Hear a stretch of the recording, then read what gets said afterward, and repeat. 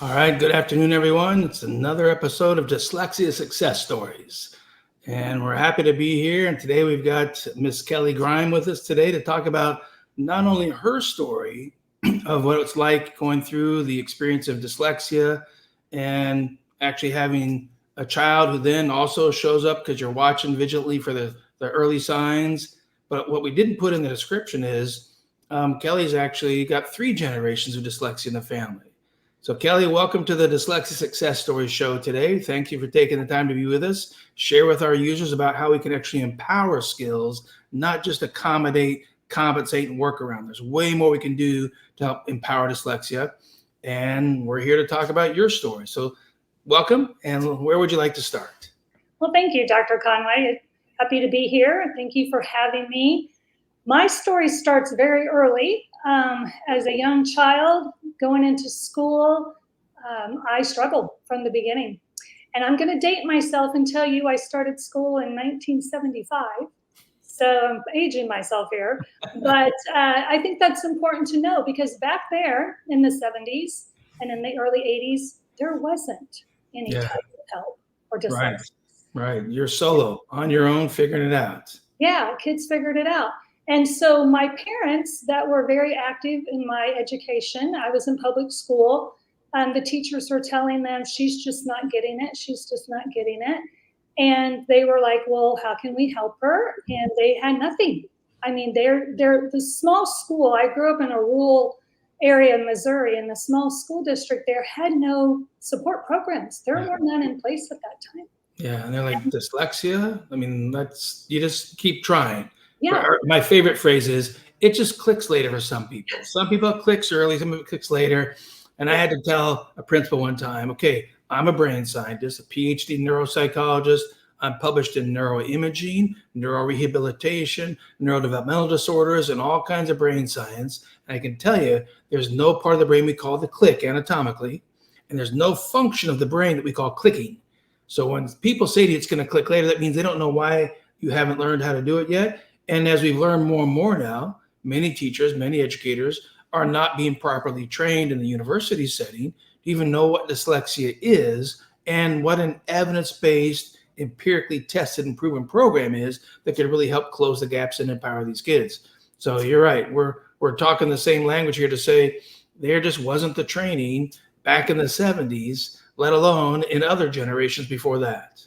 Right. So to your point, when I started struggling so much in school, and my mom and dad were very active again in my education days, my dad popped up and said, well, I didn't do that great in school either.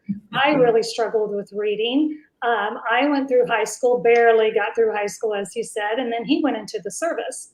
And so he didn't go on to any further education past high school because he didn't think he could do it. Yeah, he struggled so much. Yeah, struggled so much. So they really started digging into what could be going on here because they knew it wasn't that I was, not trying.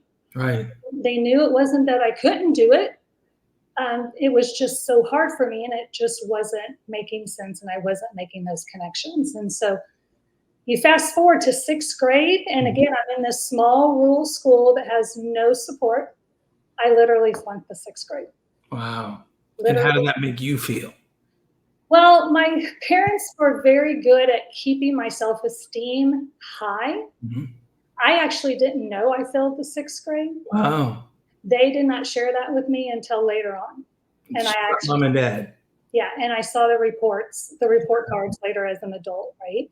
Right. What happened was the school district called them in and they had a parent meeting with them and said, we want to hold her back. We can't send her on to junior high. Mm-hmm. And my mom and dad were like, absolutely not. We are not holding her back. If you guys can't figure out how to help her, then we're going to switch schools. We're going to get her some help. We're going to find a place that she can get some support. Absolutely.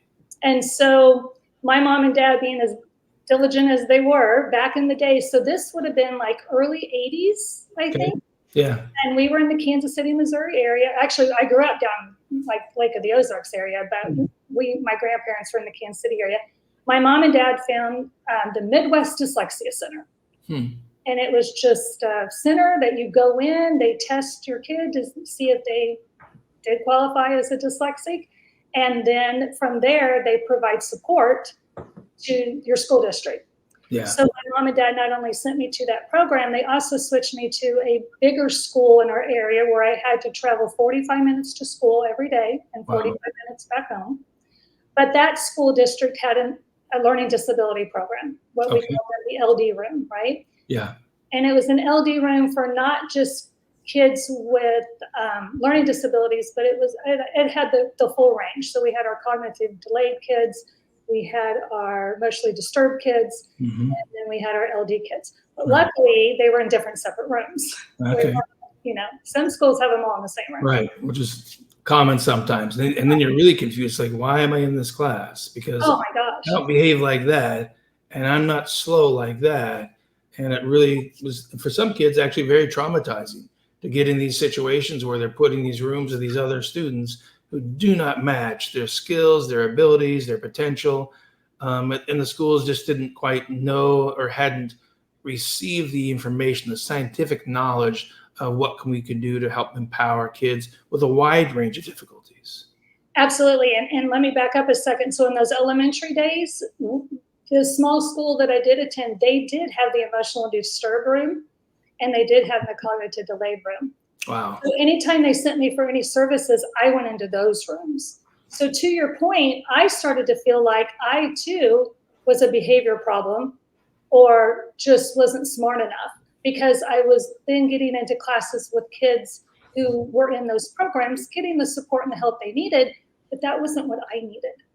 And so when my folks moved me to the bigger school district that had an isolated LD program for kids just with, math struggles, reading struggles. Even back then, they weren't talking a whole lot about dyslexia, right? Yeah.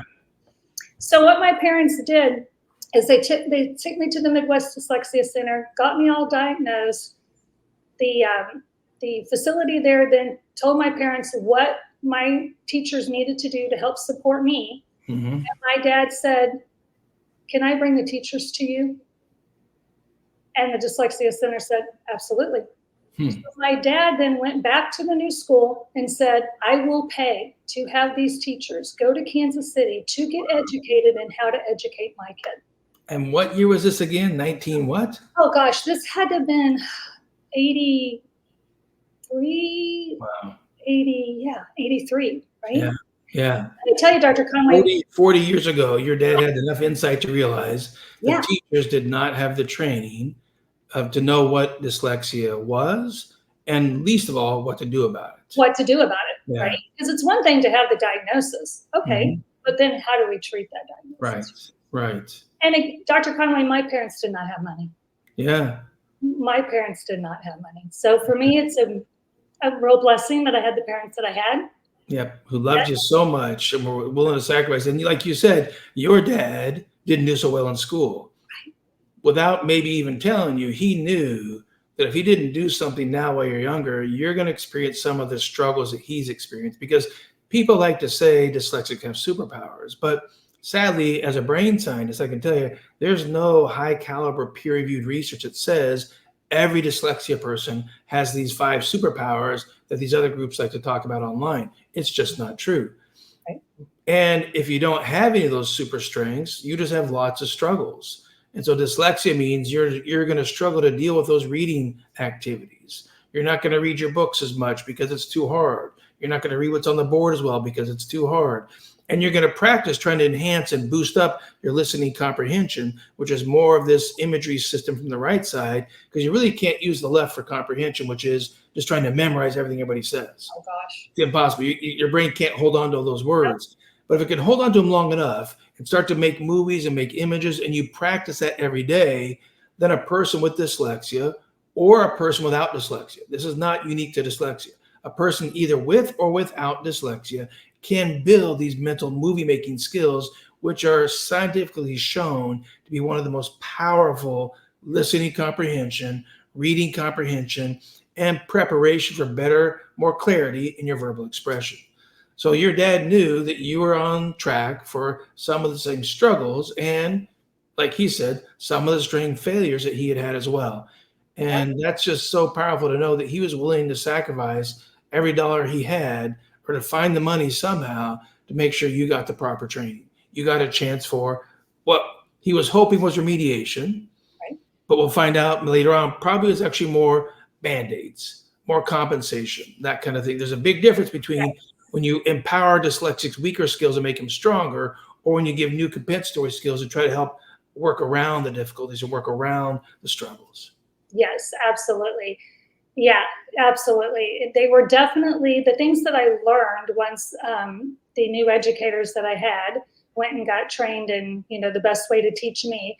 The strategies that they taught me were short-term strategies to get through that particular assignment or that particular ask or that particular task.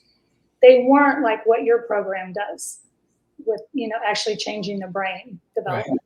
And Taking so, those weaker phonological skills, taking those weaker reading skills of how well you sound out words, and taking those weaker ability to phonetically spell.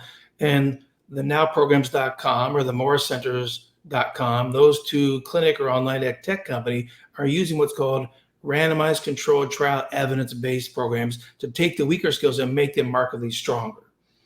And then your brain rewiring actually is, well, I should say your brain wiring is actually strengthened. No different than if you actually taught your brain how to do macrame, or you taught your brain how to ride a bike. All learning is new brain wiring, new brain connections, and everybody's brain, whether you're dyslexic or not, has the potential to build stronger wiring, build stronger skills, and improve weaker skills into strengths. So yeah, you're talking about your parents found you some compensatory dyslexia strategies, right. or dyslexia accommodations. Like maybe they're going to give you books on audio if they had books, back then it was books for the blind, because then at least you could hear the information, but it didn't help you when you're driving down the road looking at street signs because you hadn't changed your reading skills. And there was no book reading the reading sign, the street signs for you, or the highway signs, things like that. So it doesn't give you the same level of function. But tell us how that worked out for you. How did that play out for you with at least the teachers having some idea of how to try and help accommodate? So ultimately what it did, along with the teachers being able to give me the strategies that help, and to your point right there, Dr. Conway, one of the strategies is that I take a tape recorder and I record the lectured class so that I could go back later on that evening when I had to study or take my notes, check my notes, make sure I heard things correctly, make sure I was following it correctly, make sure I didn't forget anything, make sure, because as a dyslexic, when you're taking all this in at one time, it's hard. Yeah, it's absolutely. Hard, to learn and to take the notes and to, learn the vocabulary and to remember the lecture. And so, and because you learn so fast, you have all this extra time to hear the lecture twice. Right, yeah. That's what always baffled me about that, using a tape recorder or get recorded lectures or watch the lecture online after you've heard it. And because who has double the time for every class you take? That it makes sense, but it's not a real functional and real productive accommodation. And also, how's that going to help you in college? How's that going to help you in the job world? Is someone going to actually record for you all the instructions they gave you so you can listen to them again later because you couldn't get them from the manual they handed to you at the job? That really puts you at a disadvantage. It was definitely a Band-Aid. It definitely was a Band-Aid. Along with the support that I was now getting from my LD teachers, the other thing that my parents noticed was that my self-esteem was really sinking, because when you're a dyslexic child and you're with peers, especially in a small rural area where everybody knows everybody and the same kids are in every single class that you're in, everybody knows who's the readers and everybody knows who's not the readers. Everybody knows who's the good student. Everybody knows who's not the good student. And so from that junior high time through that high school time, my parents could see that my self-esteem was really tanking. So they put me in counseling. Again, my parents did not have money. Yeah. But they knew how important it was to not only treat my dyslexia, but to treat my mental health with my dyslexia. Mm-hmm. Because if you don't believe in yourself, you're not going to believe in any program that tries to help. And so you can use the counseling to try to help accommodate, compensate, and work around the cause of the low self-esteem. Exactly. But the counseling doesn't change the cause. It just tries to give you some additional tools to cope with it, to deal with it. And to build that confidence. Yes. Yeah. And we know that in the true developmental brain, as we build skills, as we grow, that the number one source for your self-confidence is actually your competence, which means how well can you read? How well can you spell? How well can you learn? So we either have to be relegated to these outside sources and try to find these outside options, or we actually get put on to an intervention to change the cause of the problem. But addressing it through psychological therapies or counseling is certainly a very important piece, because you want to protect your mental health as an adult with dyslexia or as a child who's struggling. Both need that support. Absolutely. And so with both of those things in place, I was able to go from a student who literally failed the 6th grade into a student by the time I was in 8th grade. I was very self-sufficient in my practices and the strategies that they had given me, and was able to wean myself by my junior and senior year to where I was just doing check-ins with them. Because again, the strategies that they taught me, the Band-Aids at the time, we know now, Yeah. the self-confidence that I was building, I had the growth within myself to know I can do this. I just have to learn how to do it the right way, or the way that's going to be, successful long-term, which is where then I was blessed enough. Well, let me say, because of all those wonderful strategies and the self-confidence in my high school years, I had the confidence that I could go on to college. Right. Before that time, I had no confidence I was going to college. I just didn't see it. But I did have that confidence, and I did end up going to college. And in college, my mother did a lot of research of which college would help support my dyslexic child. Yeah, And exactly. yeah, she did a lot of research on that, and we just happened to come across the university that I ended up attending. And Dr. Conway, I'll let you take the story from there. Well, it's an interesting story. And for the viewers, we've not disclosed this yet, but I met Kelley when she was about 18 years old. I worked for Patricia Lindemood and her corporation back in the mid-'80s, and a progressive private liberal arts school that had about 1,000 students in its student body realized that they were losing about 10% of their freshmen every year, and they weren't staying in college, and they were dropping out. And they knew that the students then were left with student debt because they'd taken loans to come in there. They're less likely to get a advanced degree, which means that the college doesn't get the same graduation rates, which means the Alumni Association doesn't have as many members to help fund the college privately. And so they were concerned about it. And so they talked with Patricia Conway Lindemood. And for those who know, that's my aunt. And that's why I got early prevention of my dyslexia at age 5. And they worked out a deal with her that she would put together a program with them at the university called Graceland College back then. Now it's Graceland University. And they would give students what's called the Second Chance Program. And for short, we just call it the Chance Program. And basically, they would get a semester of what today is known as now Foundations for Speech, Language, Reading, and Spelling. It's this manual that's sitting right here behind me. That is our literacy program to empower phonological awareness, empower reading and spelling skills. And today we deliver it online through nowprograms.com, or for students who have more complicated learning difficulties and more complicated diagnoses, we deliver it through an evidence-based team at themorriscenter.com. And we gave them 1 semester of that phonological awareness empowerment. We gave them another course at the same time on mental imagery to enhance comprehension, memory, reasoning, reading comprehension. And we gave them a 3rd class in that same semester to empower test taking, time management, and basically just kind of life management skills. And Kelley was one of the first students to enroll in that inaugural year, and I believe it was 1987. And I was there as the expert in the intervention program, supporting a director that worked for the university, and we were doing large group instruction. It was 1 instructor to like 8 college kids at a time doing the dyslexia intervention, and 1 instructor to 8 kids at a time doing the mental imagery training, which is what now today we call it now mental imagery for language, comprehension, memory, and reasoning. It's a different program available at nowprograms.com and themorriscenter.com. And that was my first introduction to Kelley. And what was remarkable about you, and I don't know that we've ever talked about this, was you were one of the first dyslexic college kids I met who had really strong self-esteem. And you kind of saw yourself as you were a basketball player and you were a college athlete. So you're like, I'm strong here, and I'm strong here, and I'm strong here. but I'm just not so great with academics. That's my lower skill set. But that's not me. I've got all these other parts of who I am. And I was very impressed with how much self-esteem you had, not knowing the background you just showed with the viewers, which is your parents did not want you to struggle. Your parents did not want you to feel that you couldn't do the work. And they worked with a psychologist to help you build even more strong, what we call mental toughness and mental coping skills. And it worked because I saw it in you when I first met you. And I believe you're about 18 years old when you came to college. Yes. And I'm only 21 now, by the way. So yes, exactly. So my mom knew what she was doing when she found that college for me, because she knew I was going to need to continue to grow and learn, with my dyslexia and need that support.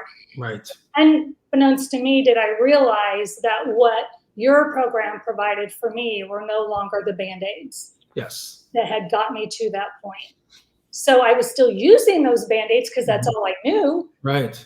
As a freshman in college, and I had to get through that anatomy and physiology class, which was my toughest one. Had your micro cassette recorder in hand, ready to tape your lectures, ready to spend twice as much time in class every day because your classmates are doing class once and you're doing class twice for every class you had. Yep. Yeah. Oh, yeah, for sure. And I did. I mean, because that's what I had to do. And I also knew that even if I got a C in that class, I don't care. I just need to take that class. I need to get through that class. It was just part of the requirements for my elementary education degree. And it's fine. Let me just get through this class and let me just get my C and get out of there was my mindset at the time.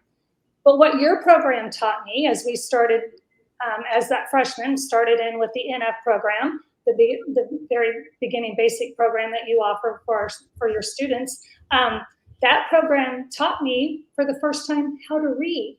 For the first time in my life, and I don't know if you know this because it's been a long time ago, but for the first time in my life, I actually heard the difference between it and eh. Yeah, yes. And that wasn't just because you came from Midwestern Missouri, where in the Boot Hill of Missouri, we know this is a funny dialectical thing. There's a pin and a pin, and one you write with and one you poke into the cork board. They didn't really say in the Boot Hill pin versus pen. And that's true for other areas as well. But for your situation was your phonological processing couldn't perceive, and it's not just an acoustic issue. It's a deeper left hemisphere speech language processing piece of this.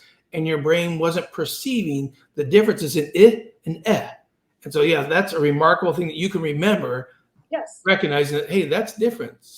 A 10 and a 10 are not the same thing. A 10 is a metal thing that carries things, and 10 is a number. Absolutely. It was like a light bulb moment for me because I thought, well, if there is a difference between it and eh, well, I bet there's a difference in a lot of other things that I don't know about too.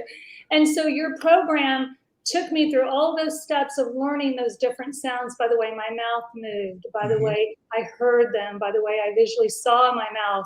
Whenever I remember us in session and I'd have that mirror and you'd be like, look in the mirror. And I'd be like, oh, I don't look in the mirror. I have no hair and makeup. I'm 19 years old. I don't look in the mirror. So, because it was very important to how my mouth was moving so that I could feel that difference with vibration or not vibration. It took those things for me to get the difference. Right. Because hearing it, I wasn't getting the difference. And let me explain to the viewers the neuropsychology of what you're talking about. So we think of as the ears what's hearing language, but it's really not how the brain builds your phonological awareness, or your awareness of sounds and words, your ability to tell the number of sounds and words. Is there 3 sounds? Is there 5 sounds? Your ability to tell the order of the sounds in the word, and your ability to tell if the sounds are the same or different.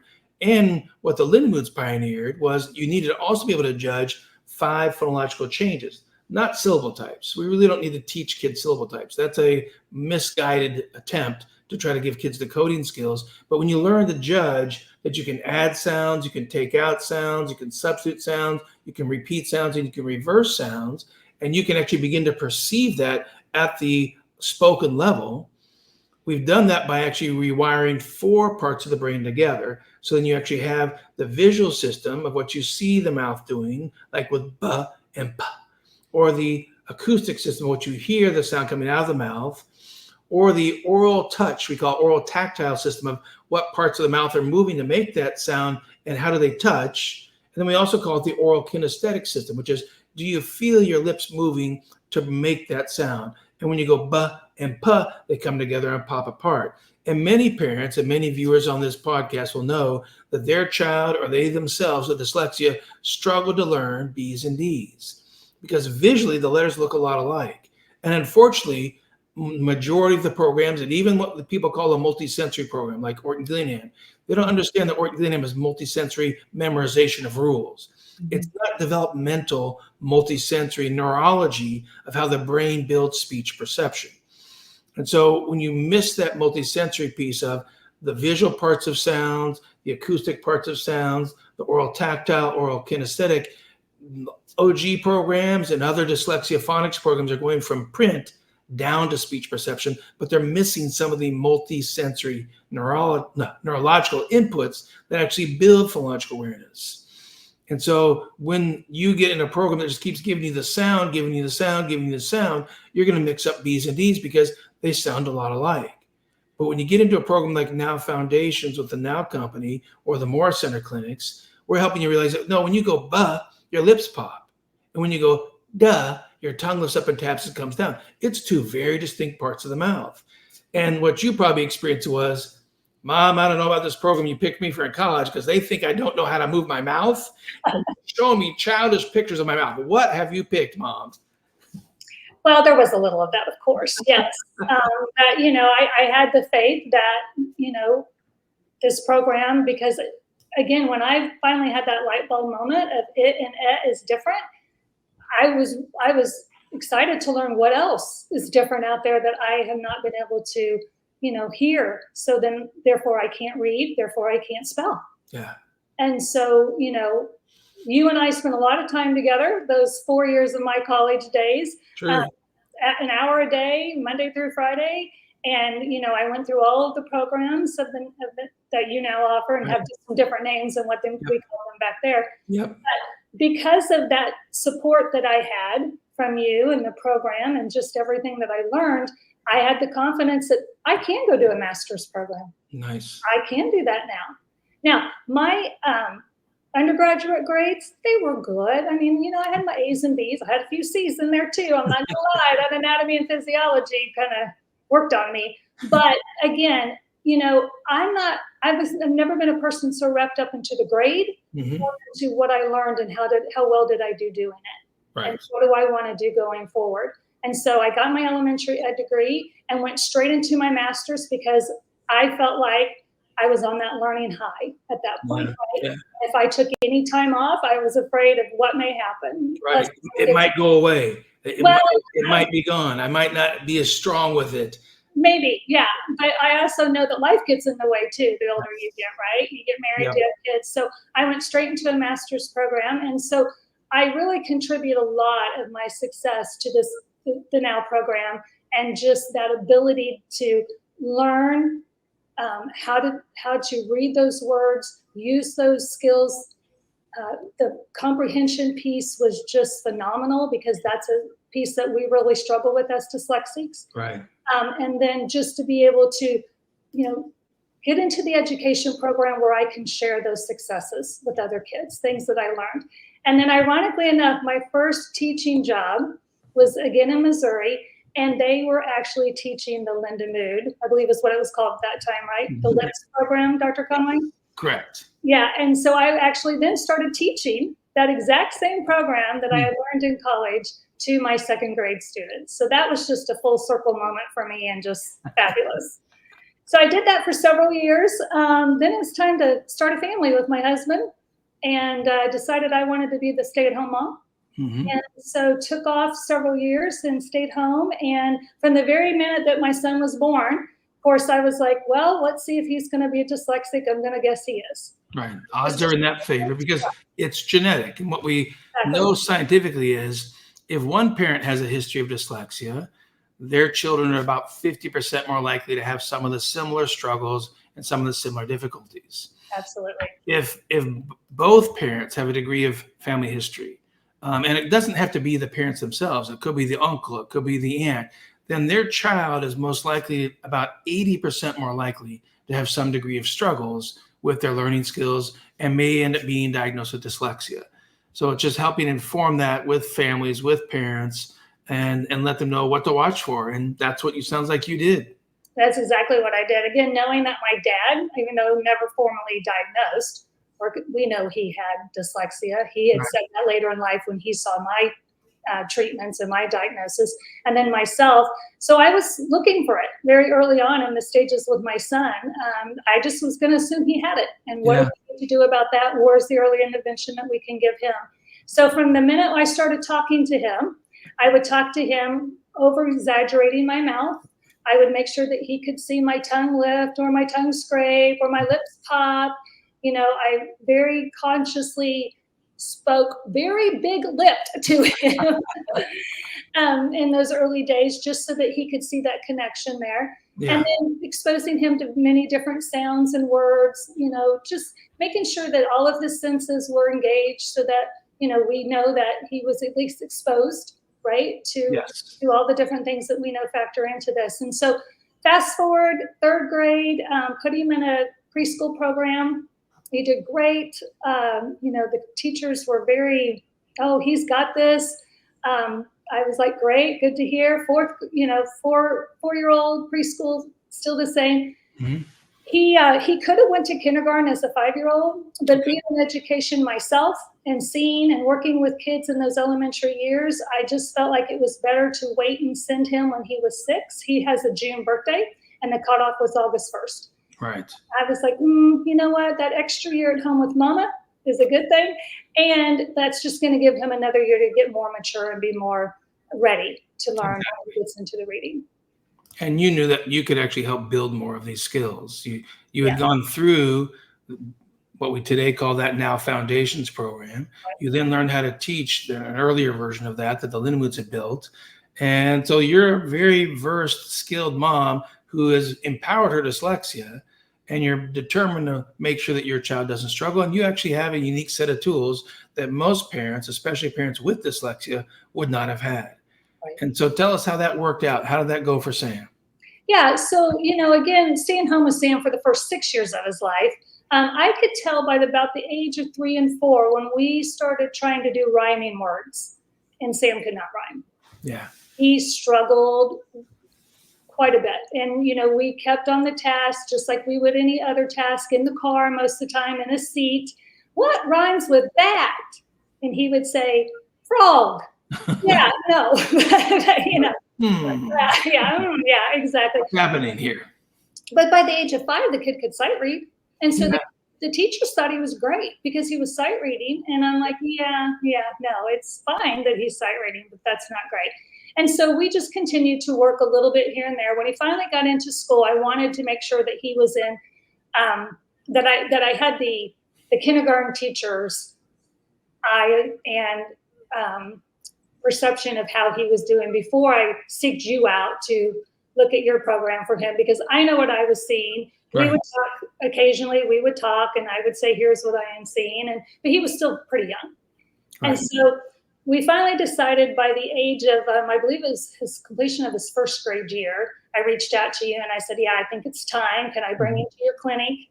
Can we get him some service? So Sam attended the brain camp, which was a summer program. And I believe by now we're in like 2008, I think 2007, 2008, something like that. That sounds right. Yeah, Sam was about 7, 8 years old. And he attended the program, got his full evaluation done. You diagnosed him also with ADHD at that time, which I balked at. So this is a fun story too, because I have an education background. I'm raising my own child. I know what ADHD kids look at. And I'm telling you, no. And you're telling me, yes, he does.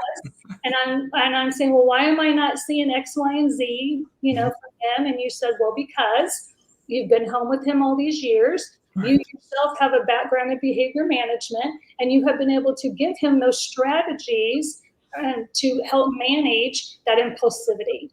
Right.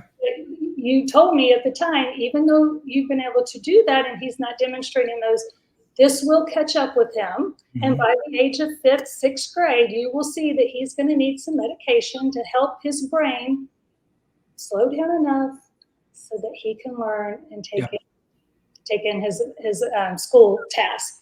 And And so, we know it's what we call an increased probability. It's not a okay, guarantee. It's not a slam dunk 100%, but there's a higher number of risk factors. There's a higher likelihood. And today we talk more about there's a very holistic way to treat the attentional system, mhm, which means how do you maximize attention? There's 10 things you can do. And the 11th thing is medication if the first 10 don't give enough functional change. So we kind of look at it more holistically today to really understand what can we do. And most parents need to understand too that recess, art experiences, music experiences, those are actually really important other adjunctive experiences that also build attention, focus, and regulation modulation. So it's not just diet, sleep, allergies, exercise. It's not just medication, but it's all of these things working together to try to help maximize attention and focus because attention precedes learning and cognition. And unfortunately, ADHD is an improperly named diagnosis. Every kid with ADHD has plenty of attention. mhm. And that's not what leads to their biggest difficulty. What leads to their biggest difficulty is where are they putting the attention? Is it over here? Is it over there? But if the teacher's up here, it needs to stay up here. But if they see something happen at the window and they're over here, they're still attending, but they're attending to something that's not going to help them with the instructional lesson. So it's really more of a difficulty of focus, maintaining focus, and using that focus to help the brain take in the input that input is that precursor to learning. Yeah, and we know so much more now than even what we knew in 2008, right? Yes. We just keep learning more and more. So yeah, so back to the story, what you said to me, you're going to need to, he's probably going to need, to your point, don't know that for sure, but he's probably going to need some medication in order to continue to be able to handle the academic load that he's going to, have as he continues to grow older. Right. And I said to you, well, then I will med him when we get to that point. Because I hear parents nowadays, and they're so resistant in medding their young kids, and I get it. I was that mom. Yes. That mom. I didn't want to put a med in my kid until I had to, Right. And so I remember saying to you, okay, when we get to that point, when his grades start showing or his stress level starts growing, then we'll do that. And I said, I remember asking you, when do you predict that will happen? And you said 4th to 5th grade is what we know there's a big jump in the written language demands at 5th grade. And there's a big jump in the demands for independent work, independent learning, more homework, bringing stuff back. And that's going to show some of the gaps that usually happen with less organizational skills, less attention to detail, some of the other hallmark characteristics for an inattentive ADHD. And some people always think when you say ADHD, you think hyperactivity. Well, no, there's actually 3 diagnostic types of ADHD. There's ADHD inattentive, which means you're losing focus primarily, and you don't have the body movement. You're not hyper. You're not roaming around the room all the time. There's ADHD hyper, which means that you do primarily just have those activity. You're a nonstop ball of movement. And then there's ADHD combined type. You have both the inattentiveness and the extra activity, hyperactivity, body movement, roaming around the room, uncomfortable in your seat, squirming all over the time, those kind of pieces as well. So it's understanding how those all affect learning and what can we do about it. Yes, right. So after Sam attended the brain camp, again, around age 7, 8 years old, I believe, and correct me if I'm wrong, Dr. Conway, we might have been one of the first families that did the online the program, because again, this was in Florida where I had to take him to get him evaluated, and we lived in Missouri at the time. And so we figured out how we could do this online. So do you want to speak a little bit about how your online program has grown since 2008? Well, yeah, it's funny because back in 2008, we also had dial-up internet. It's ba-ding, ba-ding, ba-ding, waiting for the thing to connect. And people are like, what are you talking about? When the kids are in their 20s today, they have no idea what we mean by dial-up. It wasn't high-speed connections. It was slow connections. And you're like, okay, Sam, don't move too much because you get blurry on the screen. It's hard to see you, And we were doing online instruction because we knew we had a highly effective program.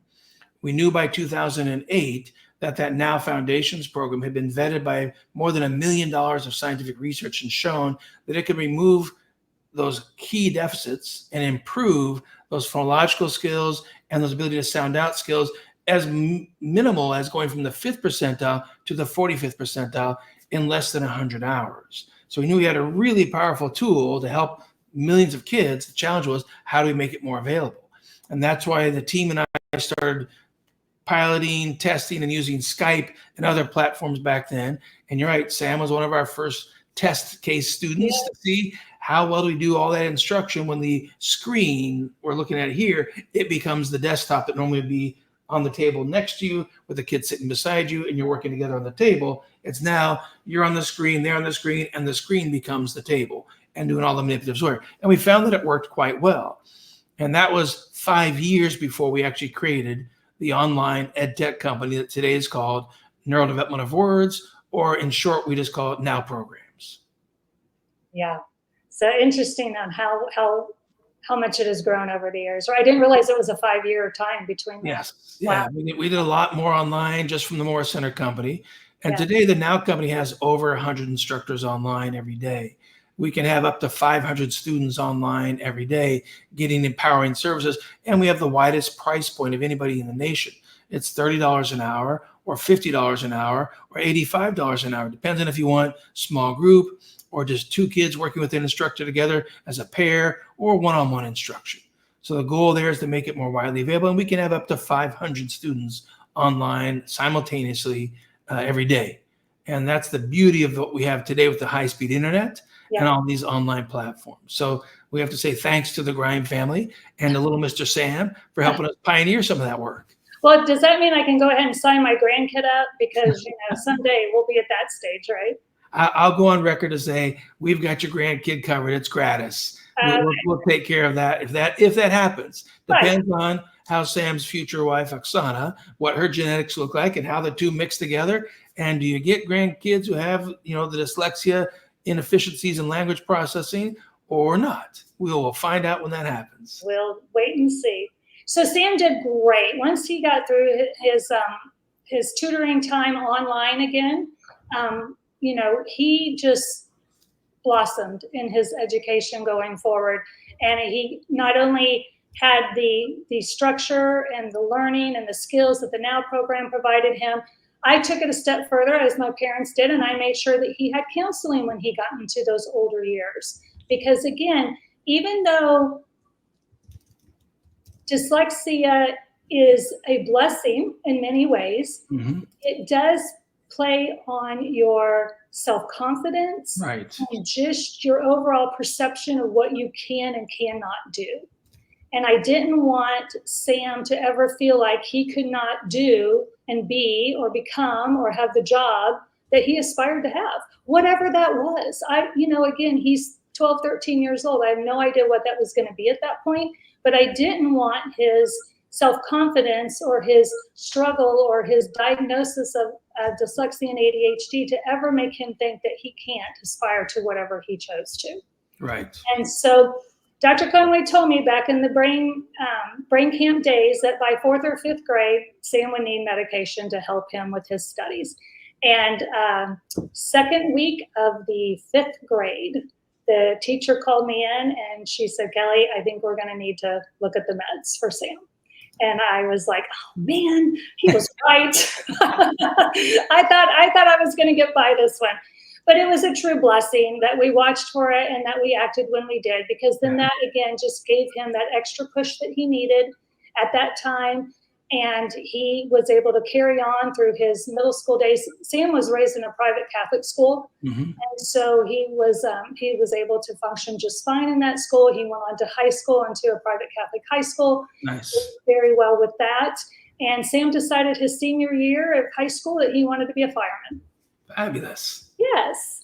And so how did you guys feel about that? Because I know you prioritized college and college degree. And I know your dad, I had the privilege of knowing your father, big towering man, super gentle, giant, but just really had a love for learning and making sure that you could learn. And he was just so proud of you when you got your bachelor's, and even more so when you got your master's. He thought I hung the moon, which was funny because I didn't invent all that stuff. I just helped make it stronger and built these other companies and helped create that chance program. You did all the hard work. But how do you feel about it when your child chooses a non-academic degree course? Because for some folks, that's a challenge to say, well, that's just perfectly fine. It's a career profession. And that's more important than is it you have a college degree or not. But what were your thoughts at that time? Yeah, that's an excellent question. So my husband also went on, and he has a master's degree in business. And so we were both master's degree people, fine. But our expectation for Sam was for Sam to have a career that Sam enjoyed, for Sam to have a career that matched Sam's strengths, for Sam to have a career that he could serve in whatever domain that looked like. And so when he came home I remember it was October of his senior year, and said, "Hey, I think I want to be a fireman." We looked at him and we're like, "Tell us why." And he said, "Well, I can't see myself sitting behind a desk for 8 hours a day. I don't really enjoy, being in meetings with people. That doesn't seem fun." He goes, "I like to be active." And he was an athlete growing up. "I like to be busy. I like to be on my feet. I like to have my hands busy." It was all those things that he just felt like it was a passion, and according to his strengths, is to just be in a career that was busy for him. And he also, I remember him saying he wants a day to look different. He wants it to look different every day. He didn't have Lots to of variety. every day, right? And so we were like, "That's great. Let's talk about how we're going to do that." And so he went on. Sam was young, getting out of college, and it was right in the middle of COVID. He graduated high school in 19, and then we went into that COVID time. And so fire stations weren't hiring. He couldn't go straight into an academy. And so we were like, "Well, let's fill this time with, let's go have you get your associate's degree in fire science." And so we could kind of get through that COVID time, and that's what he did. So he went to a junior college there in Kansas City and completed his fire science degree, used the skills that he had learned, through the NOW program and through high school of how to get himself through the very thick. I remember he came home, the manuals are this big of the EMT portions and just the different fire, world. I don't even know what the word is, but these are some big books. That's what I meant. But he used all his strategies and learning skills that he had developed, and did great. He did awesome. And he is now currently in his 3rd year as a firefighter, and he is continuing with advanced classes because he has decided that he wants to go into the fire engineer portion of firefighting, which is where you are in charge of the trucks. So there's 5 different trucks at his fire station. He's certified in the first one, and now he's working on the certification on the second one, and he will continue to grow through and become a fire engineer. Fabulous. Now we have an interesting question for you. This is coming from Angela. She's wondering if you believe that homeschooling, in-person schooling, and medication might be too much for one child or one team at one time. And I think what she's leaning towards is, how do you allocate what you're doing? Do you do all of it simultaneously? Do you do some things before the others? And I think, well, I'll let you give your thoughts on this, and then I'll give you my thoughts as a follow-up. Yeah, so that's a really good question. And I've struggled to answer it with a generalized answer because each kid is different. Yeah. You got to know your kid, and you got to know where your kid is at that time, because Sam was a kid that he needed that support of confidence and security of knowing that I'm going to be okay regardless. And that medication helped with those things, just as the skills that he learned through the NOW program. So it's hard for me to answer that. I personally, raising an only child, chose not to homeschool him because I wanted him to get the social aspect that he could only get from school. Right. And so, Dr. Conway, you tell us what you're thinking here, because I'm only. Well, I'm going to give you a similar answer, which is if the services we're using are evidence-based services for the dyslexia, that means they've been scientifically tested. They've been highly proven to be highly effective. And most parents don't know that caliber does not exist for any of the OG-based programs. None of the OG-based programs have been studied by randomized controlled trials and shown to be highly effective. They've been shown to be minimally to moderately effective and sometimes not effective at all. And so if you're using an evidence-based program like NOW Foundations, what it does is it takes schooling struggles and decreases the struggles because it increases your reading skills. It increases your spelling skills, which increases your comprehension and increases your self-esteem and your motivation to do better. So then schooling really isn't overwhelming when you actually have stronger skills. And if medication is the right medication at the right dosage, you should see the struggle and the frustration of staying focused where you're supposed to. It should decrease, which means you should be increasing your efficiency of learning because you've increased your attention and focus. So when these things are done properly, they're all going to benefit the child to make school less stressful, less difficult, and then you would never have a situation where something is too much. If they're done properly, all of them are giving the child more strengths and more ability to learn more efficiently, which makes school less stressful, less difficult, and they're going to have more success. So this is why the nowprograms.com does free consultations with parents for as much time as the parent wants to ask questions, and they can call back and schedule as many consultations as they want. We want to help empower parents or even adults who have dyslexia and they want to know more for themselves. We'll help empower you with more actual scientific knowledge, not what's popular, what's propaganda, and what's done by some of these self-serving nonprofits that really don't have an interest in getting you the most effective intervention. They have an interest in getting the most members in their nonprofit. So it's a very complex piece, and I think Angela helps highlight the importance of understanding what we're doing, why we're doing it, and is it evidence-based from randomized controlled trials. And I'll say that one more time to say that is the only caliber of evidence that Dr. Sally Shaywitz and the Yale Center for Dyslexia and Creativity advocates as being the only acceptable level of evidence for a dyslexia program that a parent is choosing. Fortunately for us, and fortunately for you, by the time you got the intervention in 1987, we hadn't done these studies yet.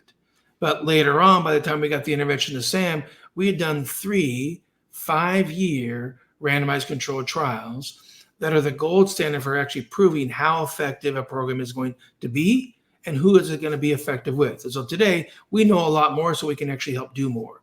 And whether it's partnering with homeschoolers can actually subscribe to nowprograms.com and get us push-in services to help their child.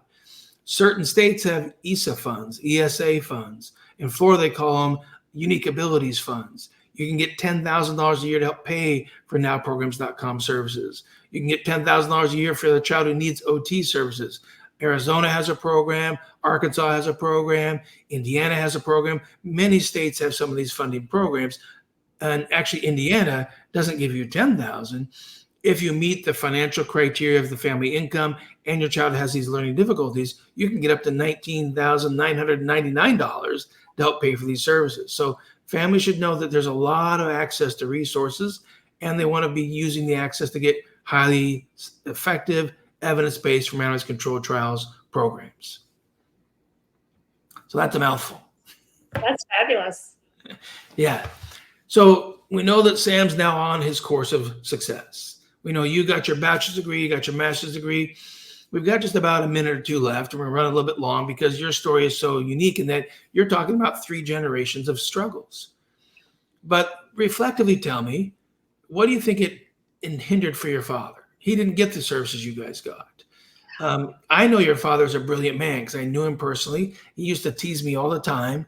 I'd come to visit the family sometimes, and he'd take me through the funeral home, by the dead body in the casket, say, "Oh, that's not Kelley. Let's see if we can find Kelley." And he would just mess with me nonstop because he was such a brilliant and had a great sense of humor. Yes. But I don't think his life's goal was to be an owner of a funeral home. What did you see as some things that you think might have changed if your father had had some of these services? So my father's life goal was to be a dentist. Yeah. And he just never felt like he could take that on. Right. Just didn't feel like he had the skills in reading and comprehension and writing to take on such a big,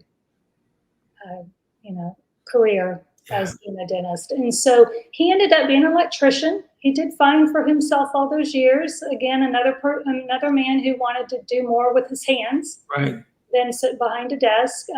Although in his later years, he did open a funeral home and was behind the desk a little bit more. But, I think one thing that I learned a lot from my father, and one thing I've tried to instill in Sam, and I get emotional because my parents have now passed. Yeah. A little harder, but what we've instilled in Sam, and what my father instilled in me is, you are not your diagnosis. You are so much more than your diagnosis. You are a giver. You are an educator. You are important to so many people. Mhm. And if schooling and your diagnosis and reading and comprehension and writing are not your strengths, then there are other strengths out there that you do have, and go find them and go develop them while you're developing your reading, your writing, and your comprehension, because you still need those things. Yes. Don't make those who you are. You are Fabulous. so much more than that. And that was a great belief system and philosophy of life that your father and your mother shared with you. Yeah. And I can't thank you enough, Kelley, because I think that's a great point to wrap up our discussion today, to say we really appreciate you sharing, 3 generations of dyslexia success. Your father's was how to work around it, how to find things I could do despite my dyslexia.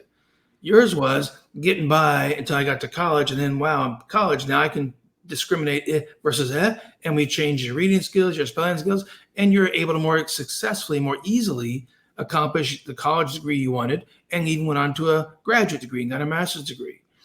And then with Sam, it was, let's try to minimize and intervene early to stop the struggle as early as possible, which gives him the best chance to pursue what he wants to do. And he chose to be a firefighter. And we need really skilled, powerful firefighters.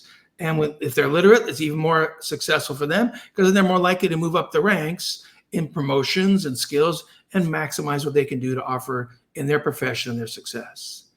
Absolutely. So we thank you for the time. We thank you for joining us. We thank you for our viewers for being with us as well. And we want people to understand that we have research today that helps identify dyslexia as young as age 4, meaning we can identify the predictors of who's going to show up with reading deficits for dyslexia. We can intervene as early as age 5, and then you're no longer going to struggle. You're no longer going to have poor reading and spelling skills if you're getting an evidence-based or randomized controlled trials program like the powerful one offered by nowprograms.com or themorcenter.com. So dyslexia, you can empower the skills, you can build more strengths, and it's not anything to do with IQ. And certainly the world is open to you as you build more strengths and more empowerment.